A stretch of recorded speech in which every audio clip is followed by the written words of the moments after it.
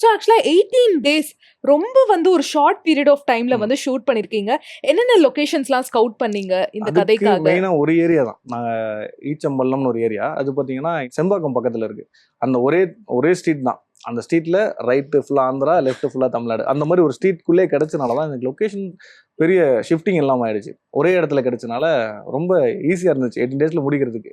Okay. Police station மட்டும்தான் ஒன்னு பூந்தமல்லில பண்ணோம். அடுத்து திருப்பதி ஸ்டேஷன் ஃபுல்லாவே கிண்டி போலீஸ் ஸ்டேஷன்ல பண்ணோம். ம். மத்த எல்லாமே அங்கதான். எப்படி அந்த பர்టిక్యులர் லொகேஷன் உங்களுக்கு கிடைச்சது ஃபர்ஸ்ட் ஆஃப் ஆல்? இல்ல ஃபர்ஸ்ட் ரேண்டமா செக் ரேண்டமா செக் பண்ணதுல தேடிட்டு இருந்தோம். நிறைய தேடினோம். அது அந்த இடம் நல்லா செட் ஆயிடுச்சு.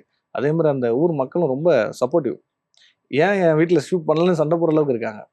ரொம்ப சப்போர்ட்டிவாக பண்ணாங்க. ஒரு வீட்டில் வந்து தம்பி ஆகாஷ்னு சொல்லியிருந்தான்.